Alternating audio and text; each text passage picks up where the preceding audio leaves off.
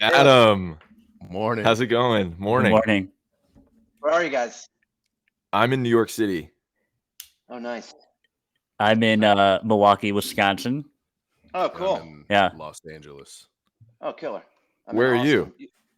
I'm in Austin right now. Oh, very cool. Oh, okay. Globetrotters. Yeah, I've been here for a few months, but I usually live in LA. Where in LA are you? In Studio City. Oh, cool. Ah, Yeah. Right on. What's going on with my camera? Do you see that? Is that like a weird like a I don't know. snow Oh, filter? yeah, I it's don't like know. a it's like a So it's like weird. you're I an don't even- it's like you're an Easter egg in a video game or something. Yeah. Very weird. right. I thought it was a filter. Yeah. I was like, I didn't know we could do that here. Yeah. Yeah, I don't know. Yeah, who knows? It's all Anyways, good. you ready to talk Cool. about some golf? Dude, am I ever? Finally, the people that want to hear about it. I Yes. realize this is we've had one actively touring musician on our podcast before, from the band Jungle, and I said to him before we got going, like, this is probably a little bit of a different type of interview than you're used to giving on a press tour, especially after a new album. But Yeah. I guess first of all, congrats on the new album. Thanks a lot. And I hope tour is going well. I do want to say quickly, I just moved from Portland, Oregon to New York, and I Don't Live Here Anymore became my road trip soundtrack. It has a very good, cool. it plays well in the car. So Yeah, you got yeah, that going for you. Yeah, awesome. Yeah, we just got back last week from it's like 5.5 weeks in the U.S. So it was crazy just because of first time people had kind of been going to shows, and everywhere we went was colder than the last place we went. But it was awesome. We pulled it off. So we played it basically every show. So Right. yeah. And so you're gearing up for a big European stint now. What is that like? What does that in between process look like for you? How do you spend the time? Yeah, it's basically just I leave on a week from tomorrow, so it's like 2.5 weeks at home. Just hang out with our son a lot. I have basically a 3-year-old, and so we just hang. I mean, I left for tour, and then I come back, and he's like talking. It's like a whole different thing. So, yeah, just kind of been laying low and hanging out with him and the family, and that's really it. No So golf you get thing. on Three the- is such a Not- sweet age. Yeah, it's awesome. I know. I know. The time flies, but it's so much fun. And you said no golf though, for some reason. Yeah, well, I mean, before tour, in LA, it was playing all the time, and then you go on tour in the winter, and there's obviously this is nothing, and now I'm in Austin, and there's nothing. So, Makes you miss LA winters. oh man, year-round golf. That's like once you start playing golf, it's like there's no reason why you'd ever leave Los Angeles because you're like, even my friends like who are like I diehard know. big golfers, they go on like golf vacations and they live in Manhattan. I'm like, why do you live there? Like, why don't you just move to LA? Like, Right. Yeah. Where were Play some of your year-round. favorite places to play when you were out here? we played. I had these guys that I kind of met through a neighbor who was a friend actually that I'd met years before in Australia, and it turns out that he was my neighbor when I moved into this house, and he had this little group of guys, and they would play every Friday, and we'd play at we'd do Knollwood a lot. Oh yeah. In the valley, and the one during the pandemic, the traffic in LA was significantly easier, so we would play this course out in Oxnard, which is Oh yeah. without traffic it would only take us about 40 minutes. It's called River Ridge, which is there's 2 courses there, and just Cool. really beautiful. I mean, it's like you take people there and they're like, this is a public course, like they can't even, it feels like you're at a beautiful, well-kept country club or something. I mean, and what was the other one we liked? Oh yeah, Simi Hills was another Oh one. yeah, Simi Hills, yeah. Yeah. And during like late summer 2020, you could hop on the 405, the 101, and be anywhere. I sound like Yeah. the SNL skit. You should Yeah. get on the Yeah, I know. 101 to the 405 Yeah, I and know. just get out of here. Stuart. You don't get it until you're there, and then you find yourself You saying don't things like that, and I'm like, oh, so weird. Weeble wobble, I one of know. us. Right. Where do you like to play? Man, I will go anywhere I can get a tee time now Yeah, that's A because journeyman. golf has seriously taken off in this city. I know it Like, has. I know. but you know what? Anytime I'm out there, I'm seeing more women. Yeah. I'm seeing more people of color. I'm seeing Yeah. more beginners. Like, Yeah. and like I truly like have to stop myself and look around and be like, this is what we want. This is what we asked for. Yeah, this is Right. how we Like want Yeah, it. you want we people- want right. to see people like this out here. Yeah, Mhm. definitely. And like, who knows? It might be like, gym resolutioners, who start, January, February, they're there, and then they're like, yeah, this ain't for me. And then they go back to the Right. couch. Who knows? But at least they Yeah. tried it. For sure. Yeah, For sure. but that is lasting from the pandemic, and it's interesting how it, like, we've talked about this a lot on this podcast, but like, because golf is going through this boom right now, capital G golf, the industry of golf, has a very rare opportunity to not fuck it up again, right? Like Yeah. to actually retain the new users that they have to their product and their industry. So we'll see what happens. I guess the whole reason that we're having this conversation with you, Adam, is when I was listening to the new album, Occasional Rain, the last track, has that line, living down by the old par 3. Yeah. And I think I must have missed it the first couple times, but that stood out to me when I was on a run, and I was just like, wait. I was like, what? Does he play golf? Like, is this a thing? Like, is that No shit. I know. I'm curious where I'm curious what that part 3 is. Like, where are you referencing, if anywhere at all? And then I guess what the significance of that was to make it into the song in the first place. That's fine. I mean, yeah, there's this little par 3 called Wellington right near my house. It's like 3 Oh, yeah. blocks. Studio City. Yeah. Exactly. Yeah. And so it's really beautiful. It's like there's a par 3 course, like 9 holes, and then there's like 20 tennis courts, and there's a putting green, and it's just right in the middle, right on Whitset. It's really beautiful, and like there's a really great driving range. And when we moved into this house, I was just going for a walk like the first night, and I just was like, oh my god, I live like 2 blocks from this place. And it's a long story because they're trying to tear it down, and there's all these signs all around Studio City about like saving Wellington because Oh this wow. private school nearby, I guess, owns the property. They want to build like a whole athletic center for their school. But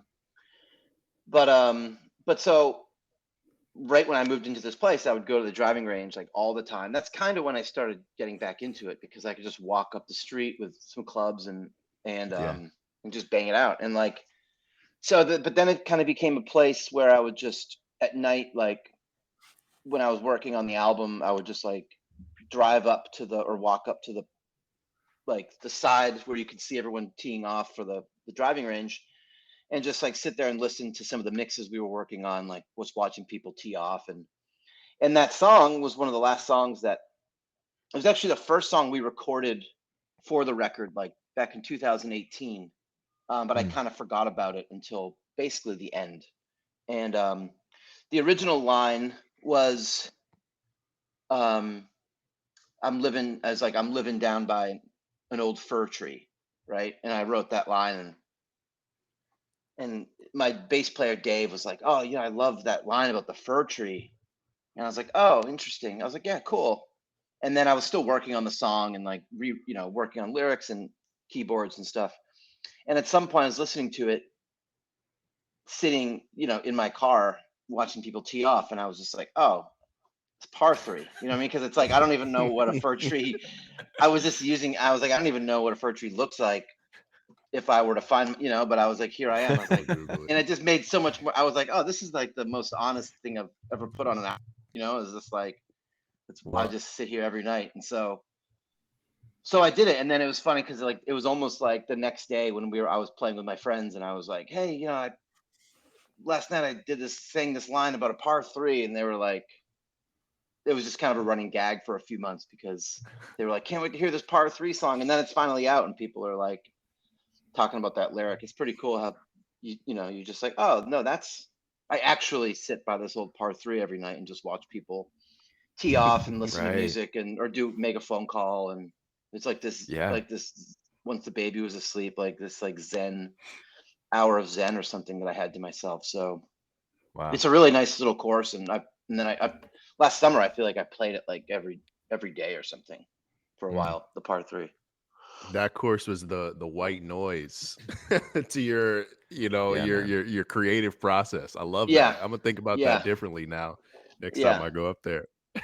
yeah. But that's kind of That's so like cool. watching people tee off or just like playing yourself. It's like that's such a meditative thing. It's like when I started Yeah. getting back into it, I just remember it was like especially with music. I feel like it's like hmm when I'm playing music or recording it, the whole thing is to like not think, you know what I mean? Or you just like Mm, react in like you're just trying to like explode or like let your whatever. It's like you have technique, but you try to you don't even think about it. And I feel like with golf, it's Yeah. cool to like because you only have like hopefully a certain number of shots every day, like 85 shots, 100 shots realistically, but it's like every time I feel like with golf, it's like you can't just go on you can't like just totally turn off, you kind of have to like, at least with me, it's like you get up to the ball. It's just like, think about the few things you want to do, and just try Yeah. to like kind of like, you know, like focus, in a way that like I don't do with music or making albums or something. So when I started getting Mm. back into it, I started realizing that thing with each shot that I really liked, the meditative kind of thing. Yeah. That's really cool. It's also cool to hear that, like, for you, that line, that lyric, while maybe being I don't know, it doesn't necessarily work in a typical song. It's a reference that you don't typically hear in music at all, let alone like alternative rock music, whatever that means. But it's funny to me that like that is the honest artistic expression, and something like the fir tree, which you might typically hear more of in a piece of songwriting, is the easier thing for you to put in there, but ultimately you made the choice to take it out. Like I think that process of getting honesty is really important, and I'm glad that you had that, and I'm glad that it was about golf. I am too. Yeah, it was cool. I just felt like that thing I had every night with that course was just like a big part of. It was just something I look forward to every day, and Yeah, and yeah, and I was so into golf too. It was like just obsessed with it. I still yeah, am, but like that year and a half during the pandemic, I was so into it. right. I read that you grew up caddying in Wellesley, Massachusetts. I've talked a lot about this, but I grew up outside of Boston as well, Oh, um, cool. and got into golf. Whereabouts? So I grew up in I moved around a good bit, but I started in Lexington and moved Oh to yeah. Arlington and Oh, Acton and cool. sort of all over the Yeah, place. acting. Yeah. Yeah. But what got me into golf was caddying. I caddied at Braeburn Country Club. Before then, I despised. I thought golf was. So when I saw that you caddied at Wellesley, two very similar countries, Braeburn and Wellesley, Yeah. um, I felt an immediate connection to your Yeah. story. What was your like? How did you gravitate towards the game through caddying? I think I had the same thing. I think like I probably watched it on TV and I was like, what is this game? This is the dumbest thing I've ever seen. It's like I was into Michael Jordan and Larry Bird and like, what is this fucking, what is this game? And then I think a friend of mine, yeah, we lived in Dover, which is like 15 minutes from Wellesley. And Yeah. someone was just like, oh, on weekends, um, we can go caddy at this country club and make, $20 around basically. So we started doing that. We'd get up, get there at 6:30 in the morning, get picked, go out, come back at around 11, have a hot dog, and then go out again, and be back. And my dad would pick me up at like 4:35. And it was kind of like the movie. I mean, it's like there's like a little caddy shack, and Yeah. there's they give you some hot dogs and chips, whatever, soda. And I was probably, I don't even think I might have been like 13 or something. Yeah. But then basically they would close the course on Mondays for maintenance, but caddies could play for free, even if you weren't a member, obviously. And so, Yeah. which was pretty wild. I mean, so all of us, we just started playing on Mondays, and me and my friend Chris would play. And I had a set of clubs that was my dad's club. So they were like from the 40s or 50s. You know what I mean? Like Wow. they might have even been wood. I don't even know, but that's kind of what I had. And just loved it. I mean, got out, we'd go out Saturday and Sunday basically, make some cash and then go play Monday. I think it was like 7th grade, maybe 6th and 7th grade. But Yeah. just kind of got the bug. Like me and this kid were becoming good friends. So he was really into golf, and his dad, I think the whole thing was that his dad was really into golf and wanted to play with his kid, and also maybe wanted to play this really nice course on Mondays. Yeah. But it was cool. And then kind of just played all the municipal courses in Massachusetts, like, and it was like $4, before you turned 17, it was like $4 to play. And It's we incredible. just played all the time. And this kid, Craig, him and his family, they were members at this other place in Wellesley, Nahoyden, which is like a 9-hole course. And this like huge hill that everyone would sled down in the winter. So we would play there, and then we'd play at Wellesley on Mondays when we were still caddying. And then just every weekend we played municipal courses. And then I finally got a set of, clubs at one point from the money I got from caddying. And then we started, like, that was like, we were so into it, like you could buy your own grips and your own shafts. And so this kid, Craig, he was really into that. And we were like, made our driver, he bought all the parts, and he had all the epoxy and had a blowtorch in his basement. So we got really, really into it. And then, you get older, and then, it's a little expensive, and then you kind of just forget about it. Right. But I'm happy that I'm so happy I had that time with it when I was younger. And then now 20 years later, I'm like back into it 25 years later. That's beautiful. Are you nostalgic? Would you describe yourself as a nostalgic person? I think a little bit. Yeah. Who isn't, like for like, yeah, the just the innocence of growing up and that kind of having those kinds of stories and memories, and talking about people I haven't talked to in 30 years that I'm talking about, like we're still friends, Yeah. Yeah. So one of our favorite themes or questions about golf, and especially those who started young or had experience with golf when they're young, is I'm jumping the gun a bit because this question we usually reserve for the end. But if Go you could off. play a round of golf with the version of Adam that first learned, the version of Adam that was caddying at Wellesley, and had those old wooden clubs, if y'all could walk that same course right now, what would the conversation be like? What would y'all talk about? I wonder, well, it's so funny because I was so into it. I can't remember, like,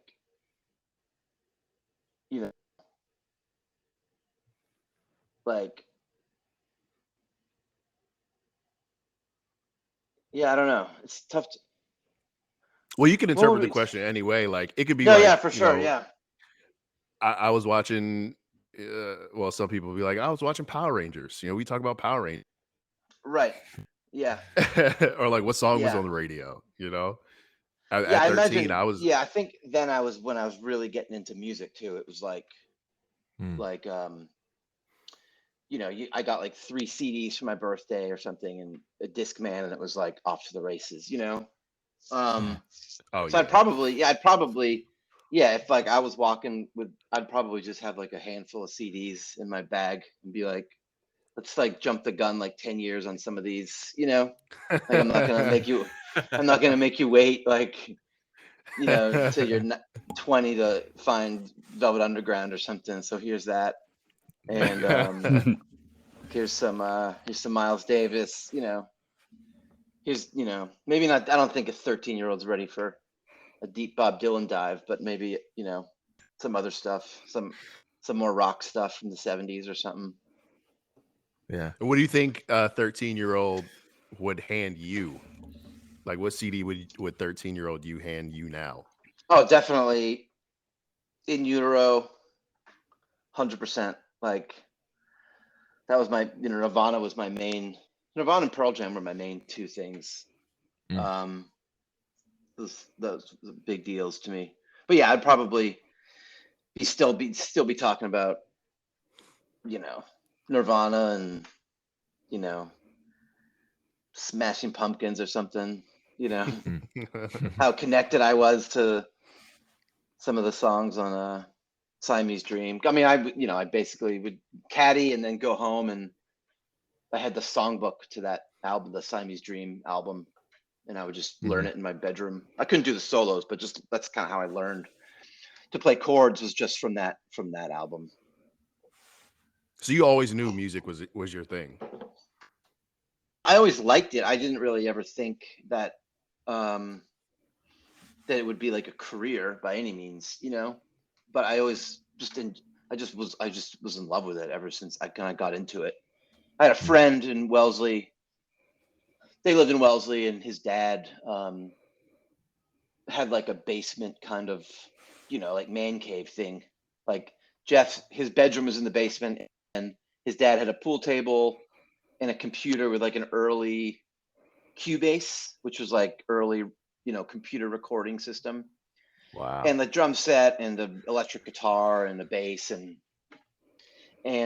so I'd go over to Jeff's to play basketball in the driveway, and we would jam. And then I got really into that. Like the first time that his dad gave me, let me plug in his electric guitar, I was like, it was all happening at the same time, like getting into music, and then I, playing drum set for the first time. Everything was like, this is like, I couldn't, like, I'd go home and like all I could think about for a week was going back to Jeff's to like jam again, and I didn't knew like one chord. Like he taught me like one chord, and like, so I always, like, ever since that time, I was really into it, but never like in a way that I didn't really, it wasn't like I immediately started like writing songs or home recording. I didn't do that for a long time, really. Kind of got into that stuff a little later. I was just such a fan, and just loved just playing, trying to get better, and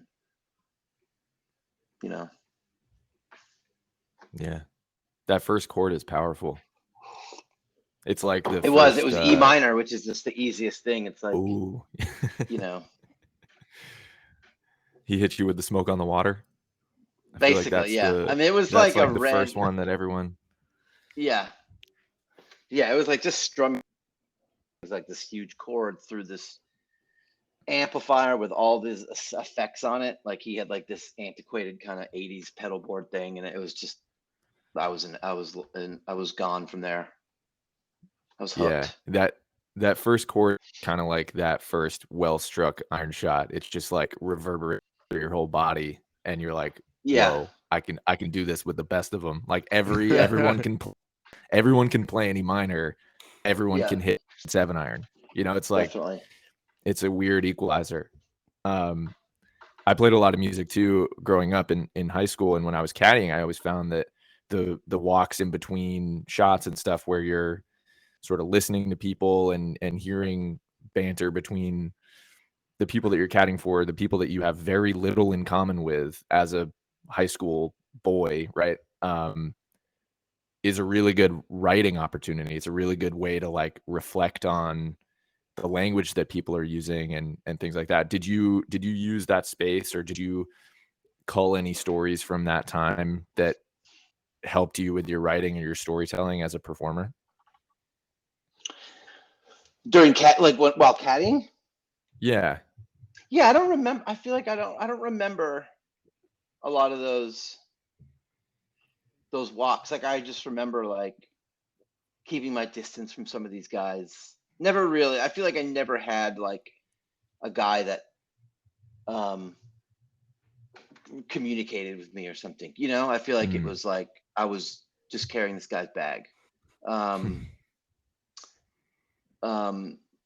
But yeah, I don't remember. I mean, I feel like I think what I would get from that was just like just how wide open the space was, and just walking down those courses and never been on a golf course and being like, oh man, like this is like where is this? Like just in the middle of this town, like, and it was like Yeah. like Narnia or something, some of these like well kept courses, really beautiful, and like you're out there at 6:45 in the morning, and like the dew is there and the sun's poking through. You're just like, I've never, it's like another world when you're out there. So, Truly. and I was probably still waking up too. So Yeah. I don't know, man. Hearing you talk about Narnia is like, I feel like this conversation is going to spark another lyric. So definitely, oh yeah, I'm sure. you're I'm jotting sure. it down in the back of your mind. Yeah. I know how Yeah. artists work, man. Y'all store Yeah. stuff away. It's funny. So getting back into golf now, after it sounds like taking some time off, how have you felt it change? And not just for you, but around you too, like the culture, the people that are around you at a golf course. I guess, can you identify differences that you see now versus then?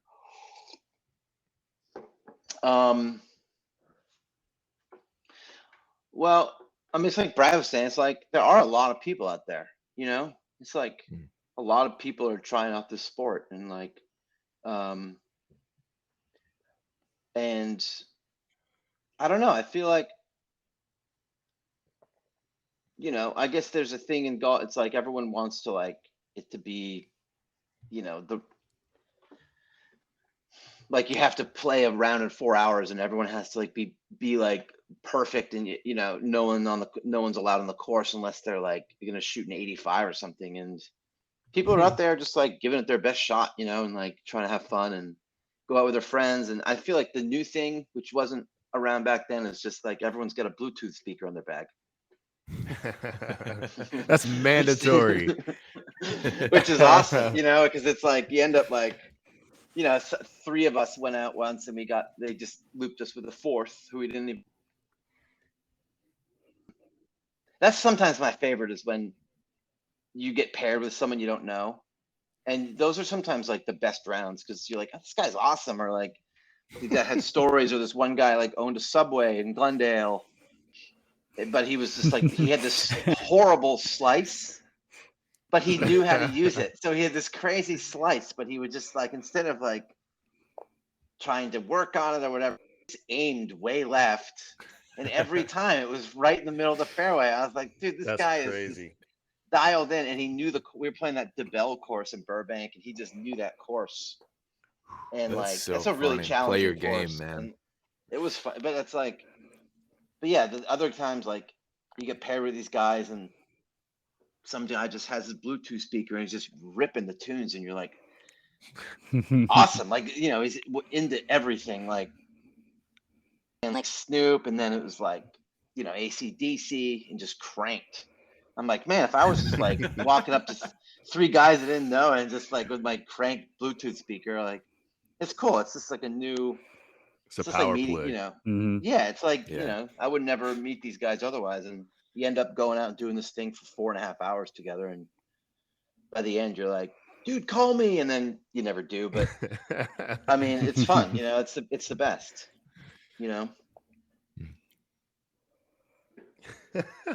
and then you see guys like, or some guys like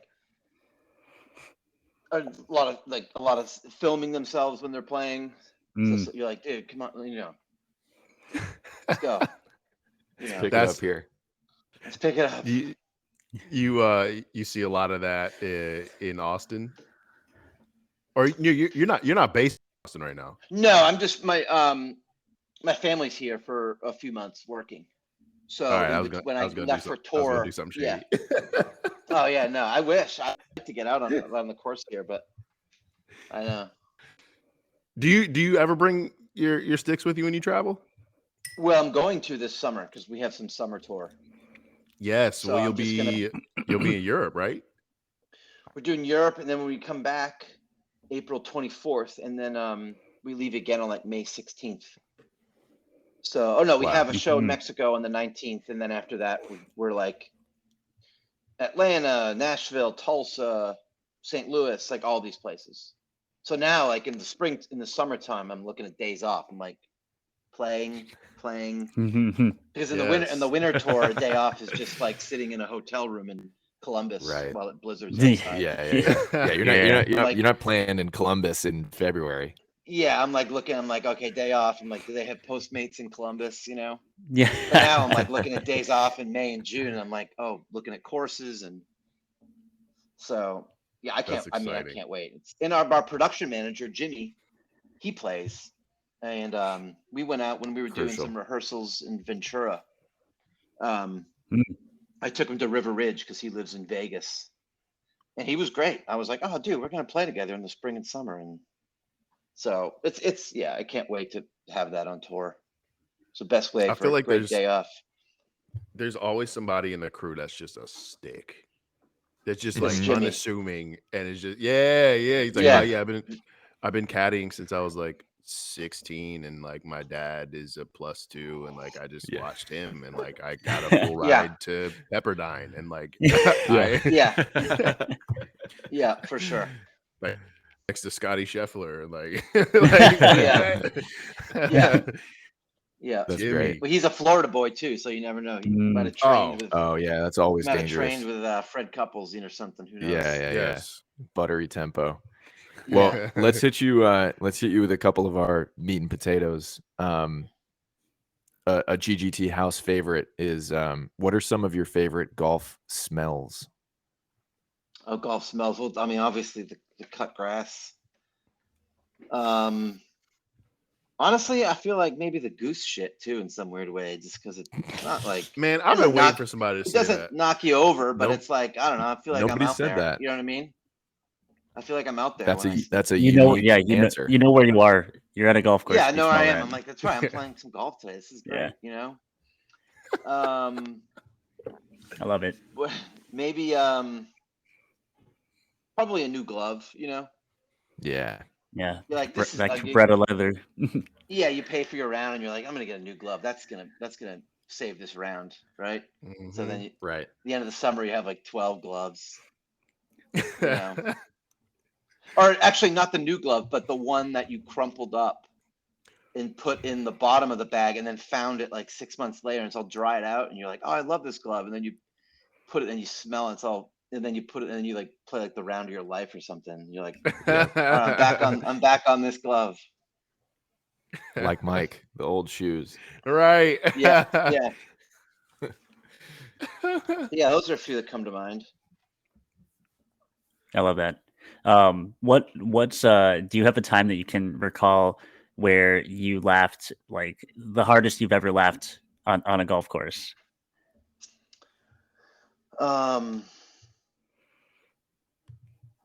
I mean, yeah, probably, because when I played with these dudes in LA, this one guy, Charles, if there's any water even remotely close, like even if the pond is behind him, like even if it's like teeing off and the water is behind him, he's gonna find a way to put that ball in the water.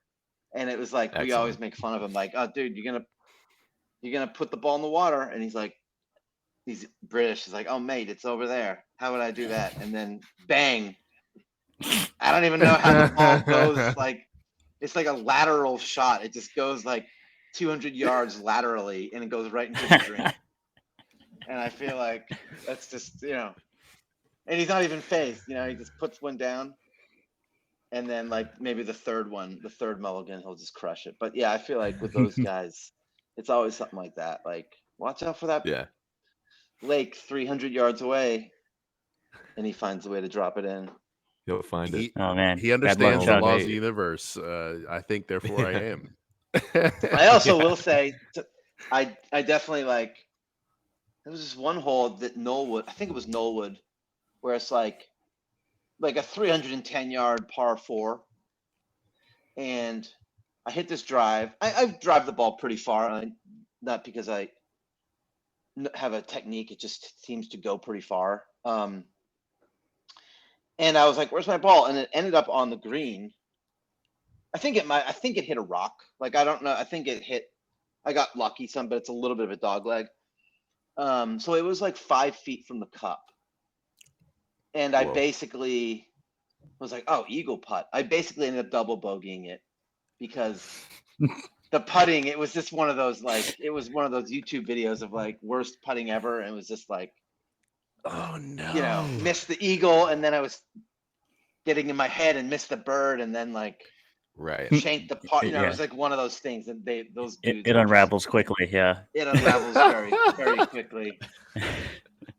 Too quickly. I Uh, mean, you're just like, you miss the eagle and you're like, all right, I'm definitely gonna get a birdie, probably definitely a par, and then you're yeah. staring at a bogey. You're like Yeah. losing your mind. Here we go again. But all you can do, you know, that's the thing. It's like with golf, it's like, at least with me, it's like, you know, I'm not looking to be a pro, you know. So it's like, you know, it's like, that's what it is. You know, it's truly fun, you know. Sure.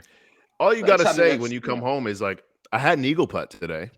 exactly. Yeah, And leave it at that. And Talk like, about the Yeah. drive. Talk about the drive. Leave the rest out of Yeah, it. I had an eagle putt. I had a birdie putt. Yeah. Yeah.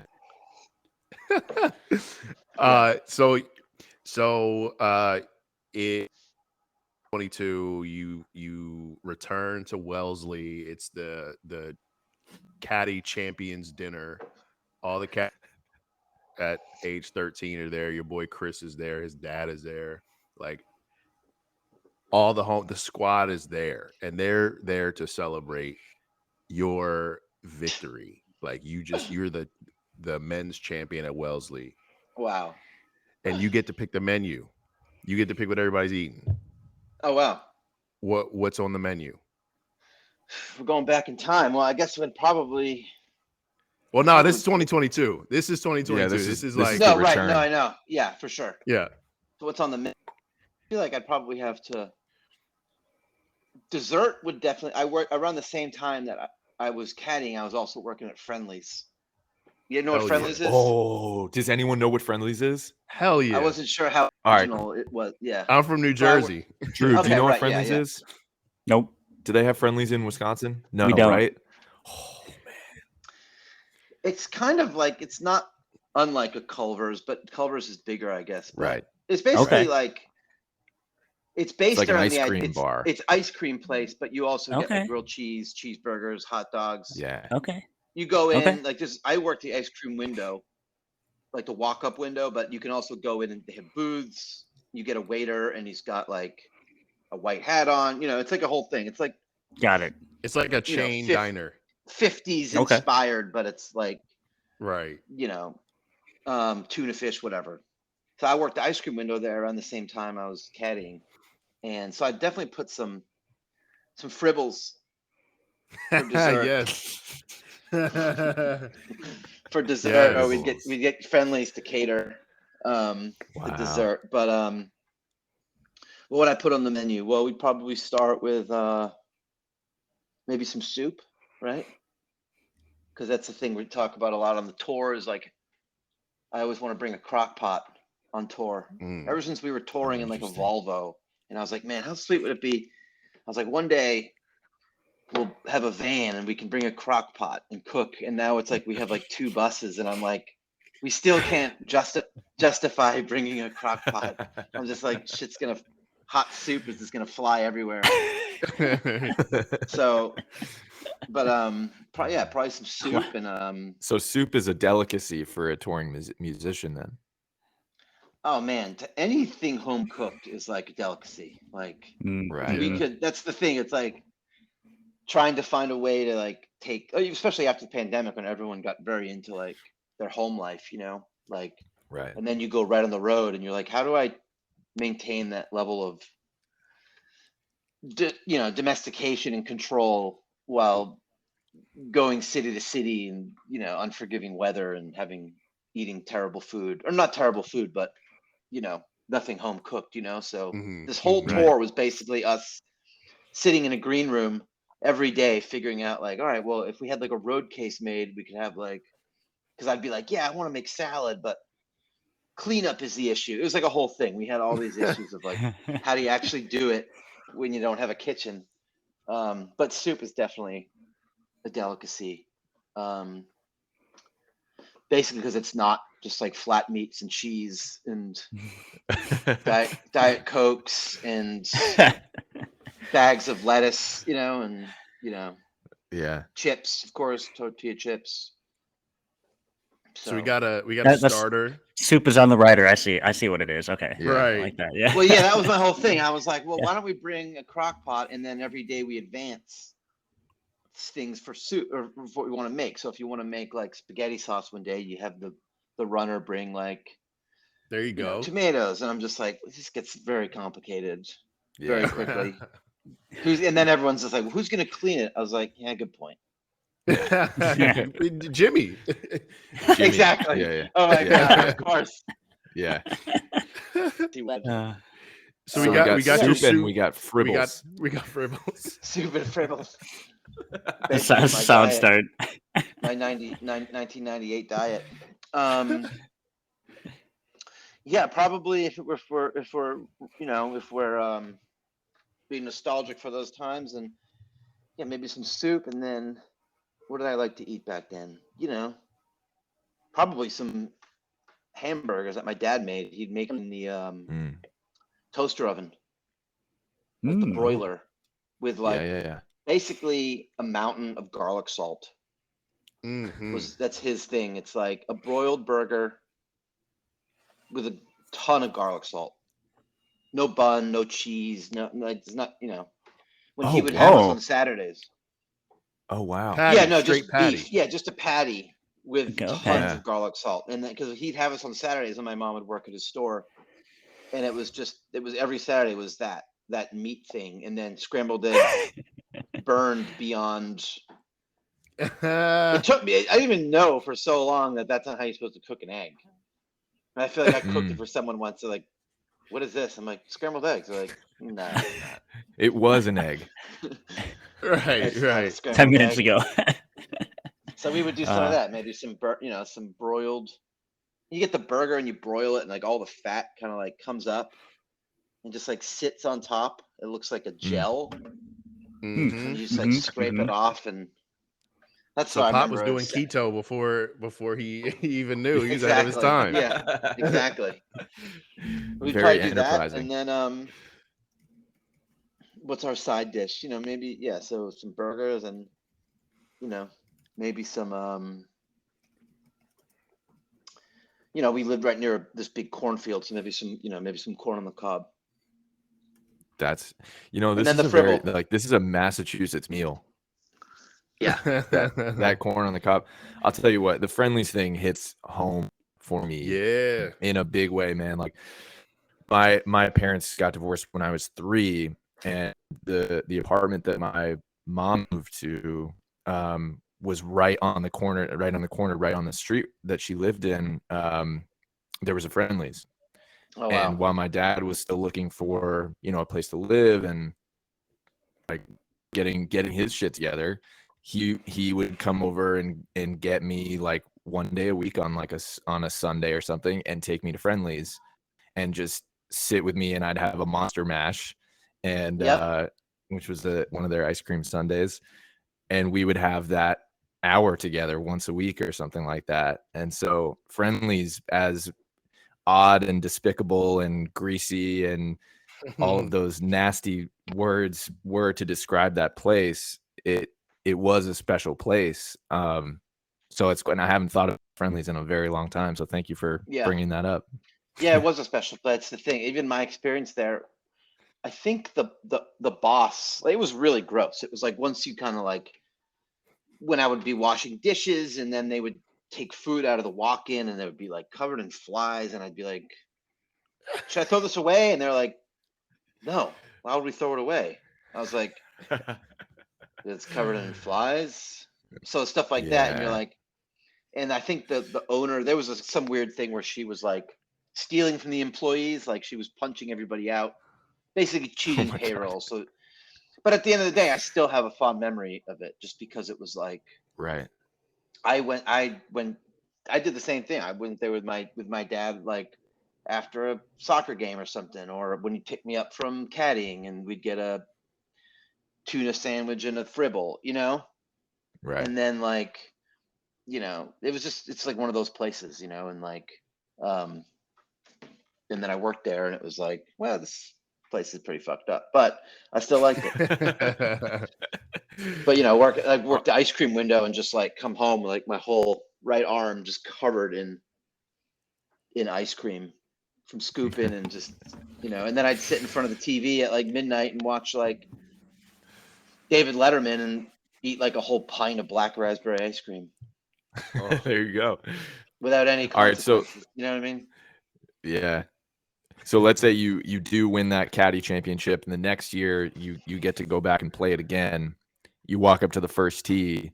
What's your walk up music? What's the song that you're DJ to play to get you fired up and get the crowd of 3 people around the first tee box fired up as well? Probably my own song. Yes. Hell yeah. Probably There like it I is. Don't Live Here Anymore or something. You know what I mean? It'd be like the perfect song. Yeah. That would be the perfect song. You know, come back to So your true. old town. Walk up to that tee. That first tee at Wellesley too. It's really beautiful. It's just, you know, elevated tee. Yeah, remember Reggie Lewis? Remember him? Played for the Celtics. Mm-hmm. Oh no, not Reggie Lewis. D Brown. Remember No, D Brown? yeah. He won the dunk, but he did the dunk contest that He year. did the first blindfolded. dab. Yeah, Hell yeah. dude. He lived right there. He lived like, I think if you hooked it on the first tee, you might hit D Brown's You were house. in D Brown's backyard. Wow. That's crazy. Exactly. Okay. Yeah. Wow. Yeah, D Brown was shit, dude. But But yeah, I'd probably put that tune on, walk up, and probably shank it. That's probably what I'd do. And drop a mulligan. Drop a ball in D Brown's mudroom. Yeah. How often do you guys play? Are you guys really Not good enough. at golf? What do you guys shoot? Like No, we're terrible. high 70s? Are you terrible? That's the goal is high 70s. Yeah, the Yeah. goal is high. The goal goal- is yeah, the goal is- 72. Yeah. Right, yeah. Adam, Yeah, that's why we have a show called Group Golf Therapy. We got to Yeah, unpack Right. Yeah. about Yeah. how I was Yeah, making sure. I was like, are these guys like ringer? Like these guys like pros? You know?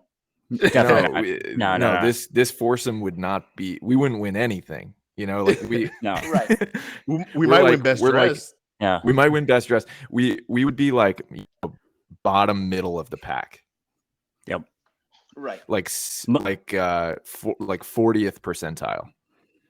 I mean, if you You hit know. like one great shot in a round, it's totally worth it. Exactly. You know, if you hit like 1000%. 7 Yeah. iron, you hit like a 7 iron, and you like stick it like 3 feet, and you're like, I'm like if I, you know, it Adam, just I'm on reminds the, you. It's I'm like on the in moon me. if I make a 6-foot putt. Like, You know what I mean? Oh yeah, Yeah. any sort of great putt is like, right. yeah. Yeah. You're on tour. You're raising a 3-year-old. You've given us, you know, a great overview of the person that is Adam. You know, but outside of golf, where's your happy place?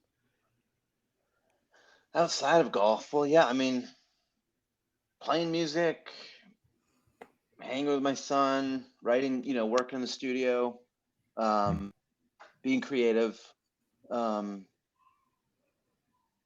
That's it, you know, that makes me happy. Yeah. Just building stuff, you know, it's like thinking about stuff and trying to get better at stuff. That's like with golf, like getting back into it. It's like, oh yeah, it's like, this is like something I can like work at, you know, and like I love the being outside and the being in LA and getting to experience the weather and fresh air. And then you like also, and just the camaraderie of having these guys that I don't really, our only thing together is golf, which is cool. We don't work together. They work in the music business, but we don't have connections in the music business together. And we don't really socially go out together. We just do golf. And when we're golfing, you'd think that we've known each other for 20 years, you know?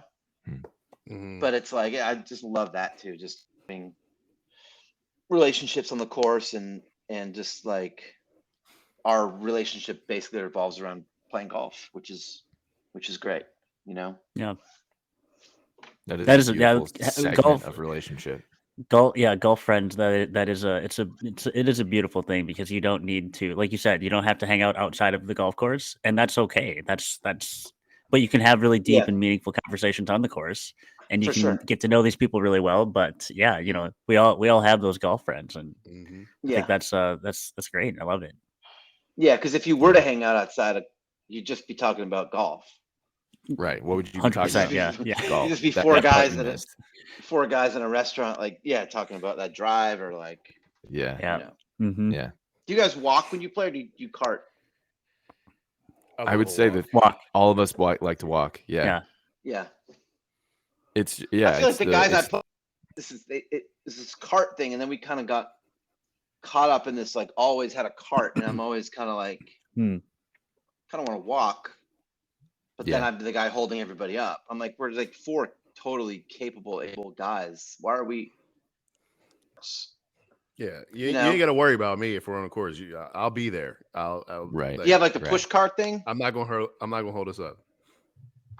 I don't. I carry my bag, but Just I carry, mean, yeah, yeah, it's the rhythm for me. Like I like the in between time Yeah, between shots of picking up my bag and walking to the next thing and yeah, Yeah. thinking about what just happened and thinking about what I hope to do next and yeah. thinking about other things outside of the golf course too, right? Like it's those moments of space. I think the negative space in golf, I think, is really beautiful. I agree. Um, And like with the pandemic, when we started, everybody had to have their own cart, right? Hmm. So even Yeah. if Yeah. so, I hit the drive.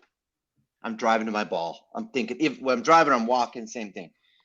Driving to my ball, I'm thinking about life, and then I'm thinking about. And I get to the ball, thinking about my club, and then I'm getting up to the ball. I'm only thinking about that. mhm. And then halfway through the pandemic, the courses are like, well, you guys got to share carts now. So now I'm driving to some other guy's ball. You know what I mean? I got to drive to some other guy's shot, and I got to listen to him talk about some bullshit. And I'm like, and after about 2 weeks of this, I'm like, I got to get my own cart. I was like, I can't do this. Like, you're hitting it all the way over there. I'm sitting here, I'm driving around in a circle looking for your ball. I'm over at my ball thinking about, you know what I mean? Like, it didn't take the fun out of it because I love playing, but I was just like, I was like, I got to do my thing, you know? Mm-hmm. Yeah. Yeah. And then he'd be like, and he'd hit it, and it'd go like 80 yards. And I'd be like, yeah, you're good. Just walk up to it. You're good. Yeah. Yeah, exactly. It's like I'm not It's gonna up circle there. all the way back. Grab a club. Yeah. Yeah. Grab a club out. Yeah. Yeah. I know. Adam, I want to be conscious of your time. The question that we have on our meat and potatoes is what is your mortal wound? What is the Achilles heel, the nut that you can't crack in your life, the void in your chest, the thing that like keeps you searching, driving, looking? Putting. Mm. Well, maybe chipping. Maybe like the 60 yard, or no, you're like, you're 70 yards from the pin. Mm. And The someone's feel like, just shot. hit like, yeah, it's like someone just hit like a 40% wedge. I'm like, I don't know what that means. Like, I know what's going to Yeah. happen if I do Yeah. that. I was like, I'm going to hit the bottom of it. It's going to go into the woods, dude. Like, it's either like, what's the full swing I hit, or then you start being like, I'll just run it up with a 5-iron. And then, anything can happen when you start thinking like that. Yeah, there's no formula to that one. Yeah. No. But yeah, I think, truthfully, I mean that, half truthfully, but yeah, I feel like just how do you,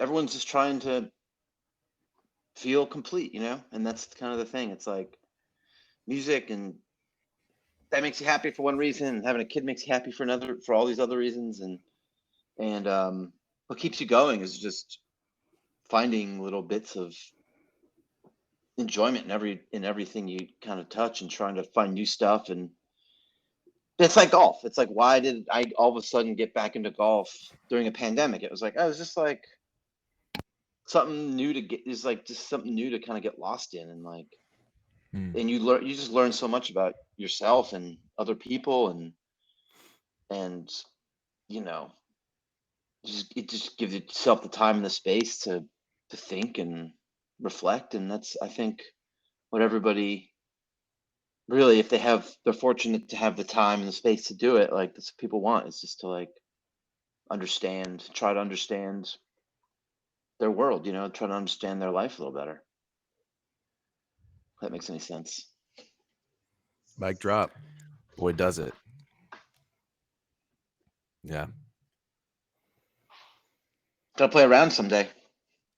We must We would We love would love that.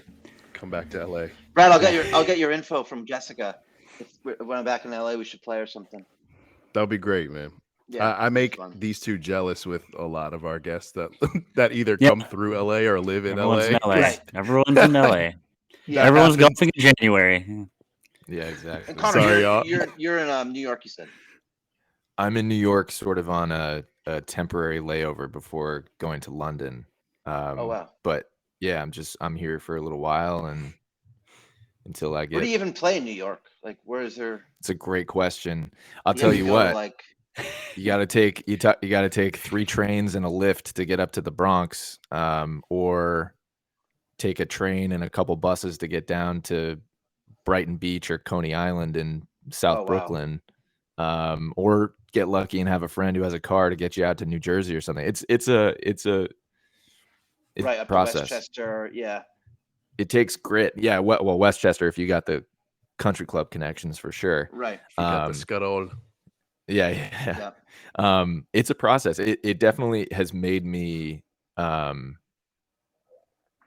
I think, appreciate more the time on the golf course, right? Like I don't take that for granted anymore, ever, Mhm. because Yeah. I know how long it takes to get there, and you want to maximize that experience. Yeah. Yeah, it's cool. That's why you got to play 27 holes. There you go. Yeah, exactly. Mhm. Just don't stop playing. Play till dark. Yeah. Adam, this was really, really fun. Thank you so much Yeah, I had for an awesome doing time. Thanks, this. guys. Yeah, for sure. Yeah. Yeah, Yeah, thank you it's so much really for your cool. time. You guys ever listen to and- Modest Mouse? Oh yeah. I Definitely. lived in Portland for 10 years, so they were like my Did you see what sort their of brought me out that there. press photo for their new album? No. It was when they released their record like 6 months ago. It was Isaac, like, and the Was he drummer. Paul Isaac? Well, the picture is them in like full golf, like they were obviously like Oh, okay. full garb, like, yo, take our Whoa. picture and then let's use this. So that's why I was like, That's I kinda wonder cool. if Isaac plays golf. But you should look. It's like probably if you just look like new album, like I'm sure you'll see Yeah. it. But I was like Wow. legit. I was like, oh, I bet those dudes like play. Looks like they play. It's got tons of this golf. like sepia filter on it. Kind of, yeah. It's like That's full, awesome. full everything. That's Yeah. very Adam, cool. are there any people in the music industry that you found that you didn't know golfed that you've learned have, or I would say Not that really. one picture of Isaac, I was like, oh, I wonder if he plays Okay. golf. But then Doesn't I know. wonder, I'm like, does Dylan play golf? yeah, What's he like on the That would course? be a Like, wild experience. Oh my god. So that'd it be would, insane. Yeah, I'm sure a lot of guys, especially LA people, I'm sure they all, you hear like Justin Timberlake, you're like, oh, he's a scratch golf, but maybe he is. No, Yeah. No, he's not. he probably. Yeah. No You know. fucking way. No fucking way. Yeah.